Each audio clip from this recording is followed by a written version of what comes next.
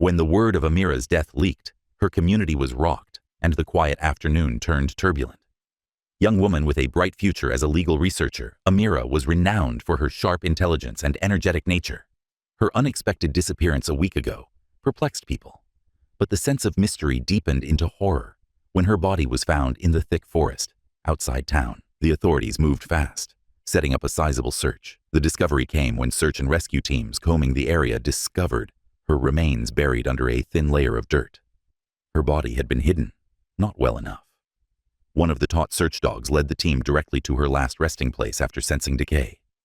Everyone's first concern, as detectives descended upon the scene, was, who would want to kill Amira? Friends, sorry to interrupt, but please help me reach 2,000 subscribers by the end of the summer. Let's keep going. Piecing together Amira's last days, the investigators followed her movements across phone records, friend and family interviews, and security camera footage. Her closest circle brought the first case break. The last person to see Amira alive was her younger brother Idris, a reserved man employed as a medical technician. More concerning, though, the researchers found during their interviews, Amira had found information about her brother that, in shock and horror, might ruin his carefully crafted life. It started with family murmurs. Amira had learned the secret of Idris. For years he had been hiding his actual identity, that of gay person. Idris lived in continual anxiety of being outed in a conservative family where his father had strong religious views and his workplace environment was, similarly, judgmental. The truth about his sexuality was something that might destroy his whole life, not only a personal concern. Then it transpired. Amira challenged him. A mutual friend told me Amira had discovered through what appeared to be a harmless mishap. Amira listened on a late-night phone call Idris made. It was a component of a sequence of ever more covert actions that made her suspicious. His absences grew regular, and he would check his phone anxiously. Idris, who had always been so open with her, had turned closed off and agitated. Her discovery that he had been covertly visiting an older man, helping him negotiate his double life, set the breaking point. She had been traveling out of town. The find caused a gulf between them. In a flash of anger and treachery, Amira told their parents. Still, it wasn't enough. She confided in a mutual friend, who then started spreading stories around the neighborhood. The worst dream Idris had started to materialize. Stares at work confronted him, quiet talks behind his back. Colleagues started staring at him weirdly, and even his boss drew him aside for a tense exchange. It stopped intolerable. Out was the secret he had kept for so long, and it was all thanks to Amira. Neighbors heard shouting from Amira's house, few days before her death. Late that evening, witnesses saw her storm out of the house. Idris arrived a few minutes later. That was the last time someone saw her alive. When asked, Idris gave a cold, measured narrative of his last visit to his sister. He insisted they argued, but left without incident. Still, researchers noted his story lacked feeling. His manner changed from seeming gloom to abrupt coldness, but there was no obvious confession. At best, his alibi was weak. He claimed to have stayed the night at a friend's house following the argument, but contradictions in their accounts surfaced upon friend interrogation. Forensic teams then discovered something that connected Idris specifically to the crime. Amira's phone turned up close to the body. "He's following me," she said to her best friend in her last message. If something goes wrong, it's him. Idris had taken great care to eradicate any direct violence from his house, but the overwhelming circumstantial evidence started to paint a sinister picture. It became evident, as the inquiry dug deeper, that this was not a case of spur-of-the-moment crime or accidental death. Once Idris realized his life as he knew it was destroyed, investigators found specifics of how he painstakingly planned the murder. Under the cover of reconciliation, it seemed he had drawn Amira into a conversation following their fight. Things went fatal when he persuaded her to go on a drive with him to clear the air. Her buried body discovery by the rescue team exposed the extent Idris went to hide his tracks. Not only a sad discovery, the burial's meticulousness, the elimination of any personal items except her phone, which had most likely been left by mistake, and the deliberate timing of the crime all pointed to a desperate man stretched beyond his control. Though the search for justice had started, the worst aspects of this case were still to develop. The terrible tale of Amira's murder started to disentangle the complex life of her brother, Idris, as the inquiry dug further. Living under the shadow of his sister's brilliance, he had always been the quiet one, the sibling who chose solitude over socializing. Idris had settled into his job as a medical technician, a quiet, steady job that let him hide from the world, while Amira had blossomed in her legal career, rising rapidly with a sharp mind and a reputation for empathy. For years, Idris had been living two lives. Benevolent on the surface, there had always been underlying conflict. Terrorist with consequences, he had spent most of his adult life hiding his actual identity. If his family had known, they would have disowned him, since they are committed and strongly anchored in their customs. For Idris, his sexuality was a potential death sentence to the life he had labored so hard to create. Not only a personal concern, the disclosure of his secret had come suddenly, a slow disintegration of well-crafted lies. Always looking out for her brother, Amira had begun to see the indicators, his regular absences, the long trips he took without explanation, and his mounting discomfort around their family. The end had started the evening she heard him speaking softly on the phone. Amira challenged him not too long later. Wanting to know what was happening in his life, she first gently addressed the matter. But Idris set out to discover the truth when he turned away from conversation and swung out defensively. She put it together. His odd travels, the calls, then the last clue. Amira confirmed her suspicions by finding a message on his phone sent from a covert dating app. Idris had been hiding his gay identity for years. It shocked Amira, but not one she could just let go. Her response sprang from uncertainty and fear rather than from hate. Although she loved her brother very much, the ramifications of his secret troubled her. Thinking it would be better for the family to face this now, rather than let Idris suffer in silence, she made the terrible decision to tell their parents. Idris, though, did not see it that way. It seemed to him as betrayal. Amira's world collapsed the instant he told their parents his secret. Once loving and proud, his parents responded angrily, since their strong religious beliefs could not fit their son's reality. Idris started to avoid his own house, too much for him to handle.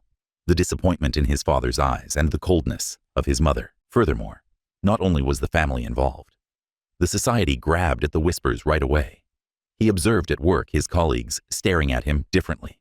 While some were far off, others murmured behind his back. The stories were floating around, and every day his life's walls seemed to be closing in on him. Even his professional standing was under doubt. Offhand, a colleague had mentioned that his boss had been asking questions about him. Questions Idris knew would ultimately help to uncover his truth. Idris's resentment of Amira grew as his life veered out of control. She was blamed by him for everything. She had destroyed his life in his mind, not just exposed him. He seethed with rage every day following their fight. Friends of the family said they watched Idris grow more unhinged, his behavior changing from quiet desperation to something darker and more explosive. Now arranging this emotional storm, the researchers could clearly identify the motivation. Neighbors heard yelling from Amira's house the night she vanished. Their argument had gotten more intense and finally would cause catastrophe. Idris later in his confession said he tried to cool himself following their argument, but the sense of betrayal was too strong. He couldn't let go. Believing her brother would calm down and they could work things out, he had texted her late that night asking her to meet him. Amira agreed to meet. She made a fatal error. Driven to the forest, a location they had visited frequently as young children, they hoped the familiarity would help to ease the stress. But Idris's resentment seized once they were by themselves. Words became accusations. Accusations became threats, and threats became violence. He struck her out of a moment of pure wrath. The fatal blow came unannounced, a flash of all the pent-up resentment he had stored for years. Amira fell, and it seemed as though the world stopped momentarily. Idris stood over her, the horror of what he had done gradually waking on him. But going back was not possible. He was unable to let anybody know.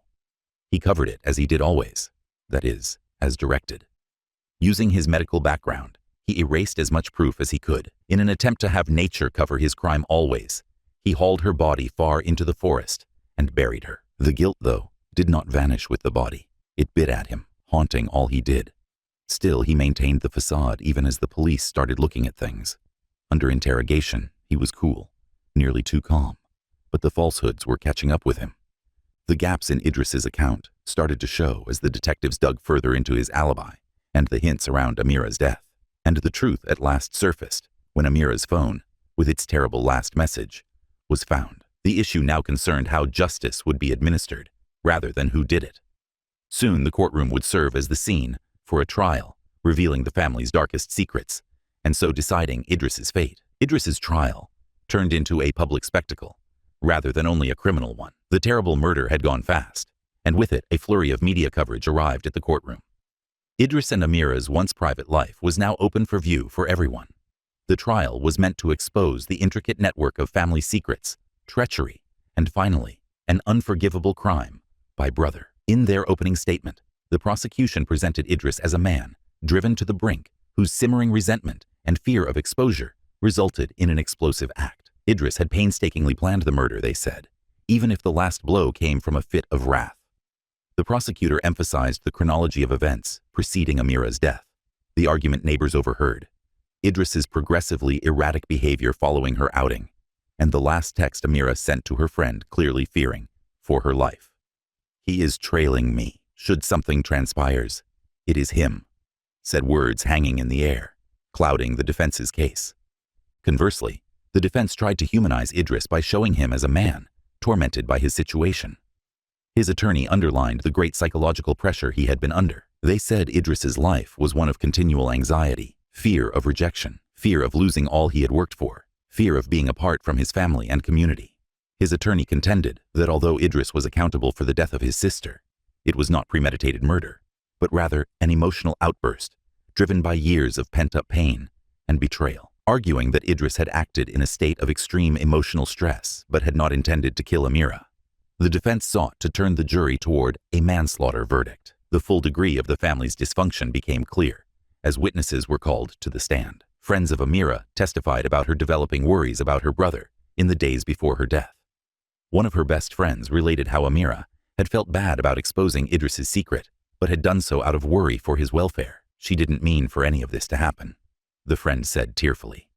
"She believed she was supporting him. She reasoned that he wouldn't have to live in constant anxiety once the family knew. She never dreamed it would propel him to this." The prosecution also brought proof of Idris's premeditation.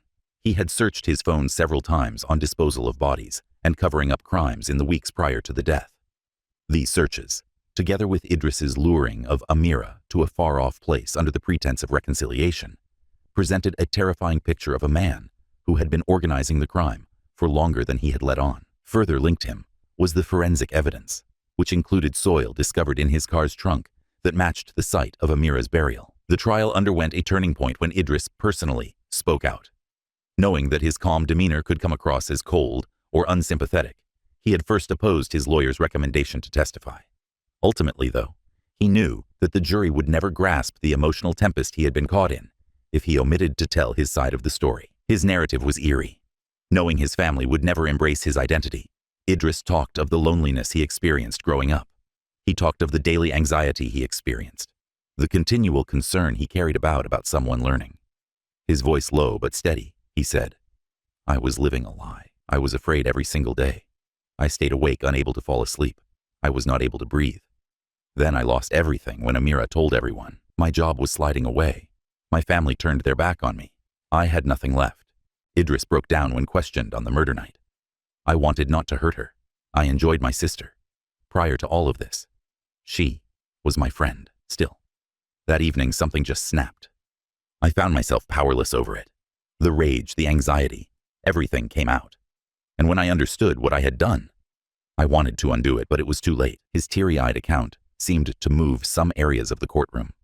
A few of the jury members seemed to soften, maybe starting to feel the intolerable pressure Idris had been under. Still, the prosecution pursued unrelenting excellence. They underlined in their cross-examination the cold, deliberate character of his activities following the murder. "You say you didn't mean to kill her," the prosecutor said, "but you drove her to the woods, away from anyone who could hear her scream. You buried Idris, her. You worked to ensure she would never ever be discovered. That was not the act of someone experiencing regret. That was the behavior of someone precisely knowing what they were doing." As each side rested their case, the courtroom was charged. Now the jury had to decide. Was born out of intolerable emotional suffering this premeditated murder or a crime of passion? 2 days went for the deliberation. The public speculated wildly during that period, some of which identified with Idris and others of which denounced his activities.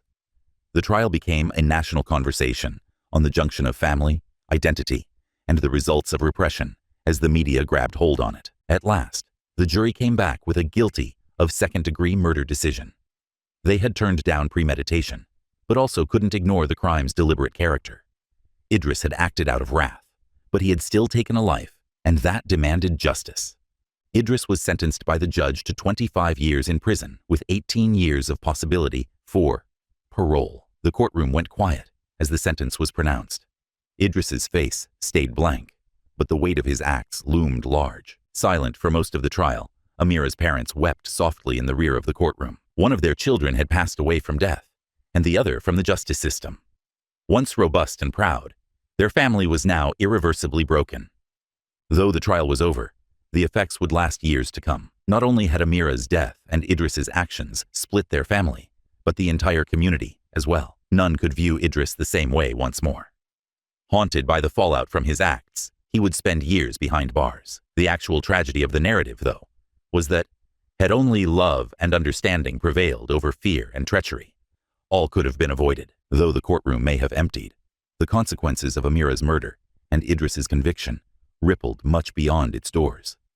The family's suffering in the months following the trial became public narrative of loss, grief, and the catastrophe of poor communication. Once murmuring behind closed doors about Idris's secret, the community was now confronted with the terrible reality of how fear and prejudice had led to a crime shattering a family. Attended by close friends, colleagues, and extended family, Amira was buried in a somber event. Her tomb turned into a site of contemplation for people who questioned how things had gone so wrong, as well as for her loved ones. The terrible manner her life was cut short eclipsed her legacy as a bright legal mind committed to justice.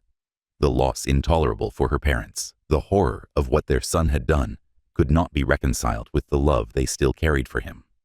They had already lost their daughter, and in a sense they had also lost their son, who now sat behind bars, facing the results of his activities. Once a valued medical technician, Idris now lived in a quite different universe. Not only for the physical confinement, but also for the psychological isolation he had sought to flee his entire life. Prison was his own form of retribution. No more secrets to cover, no more lies. Once buried under layers of shame and anxiety, his identity was now widely known. While some guards and prisoners thought him contemptuous, others saw his broken spirit and knew all too well the cost of hiding who you are. Idris had time to reflect inside those chilly jail walls, maybe too much time. Over and over in his mind, he went back to the night of Amira's murder, searching for a version of events in which he had turned away and followed another road. But the truth was unavoidable.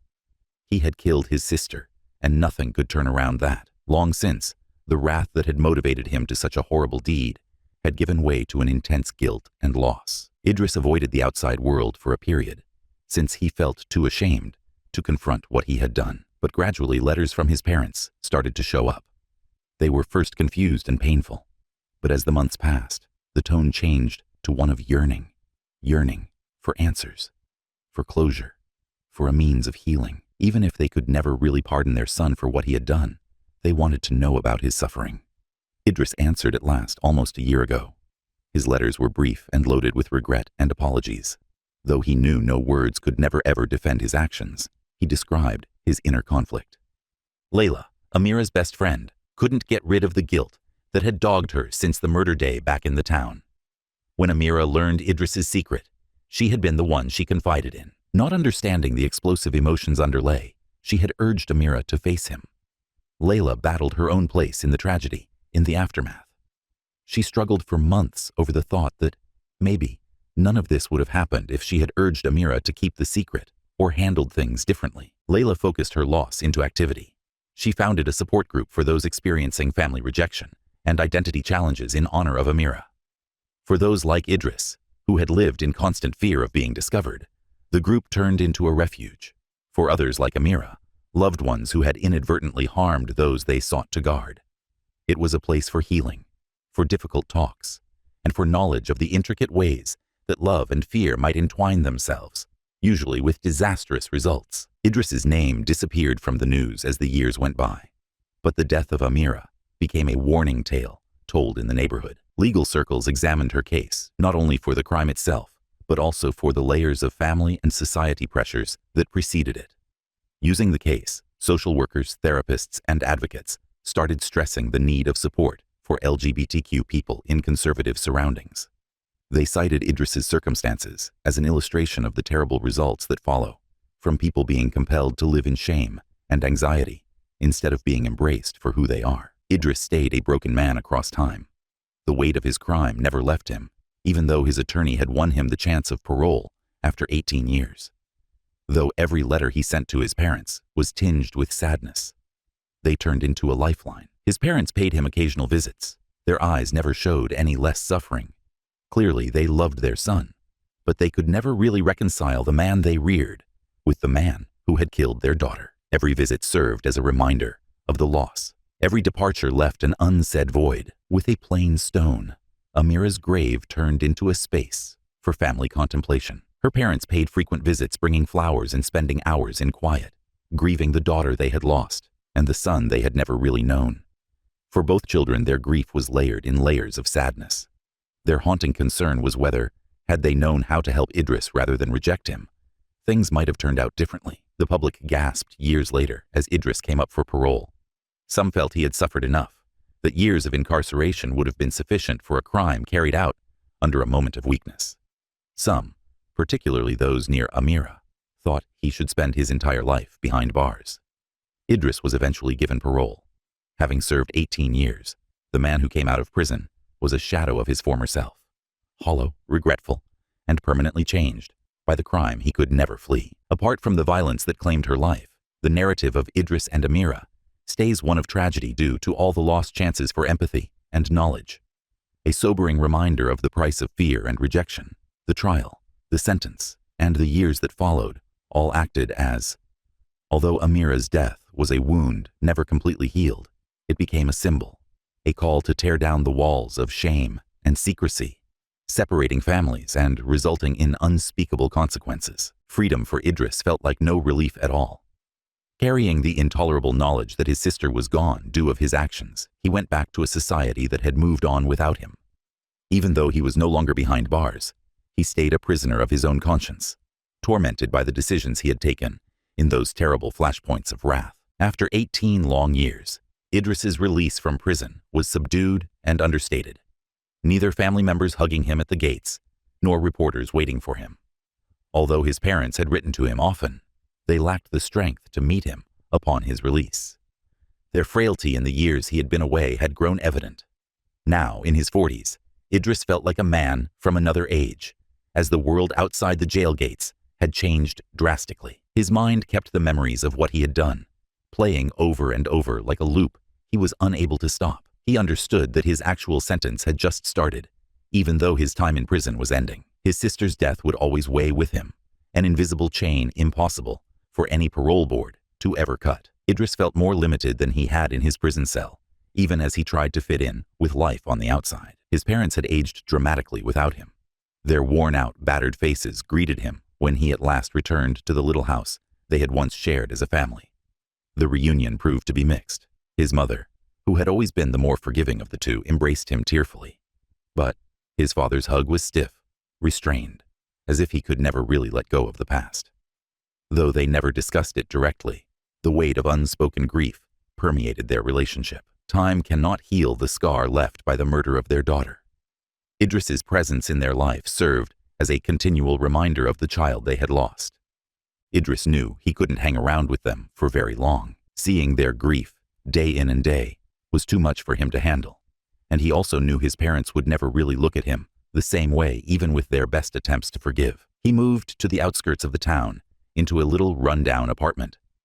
Regular check-ins with his parole officer, therapy sessions, and community service comprised his rigorous parole conditions. But the weight of his conscience was far more than any of these responsibilities. Though he knew it would never be normal, Idris sought to reconstruct a life in the years that followed.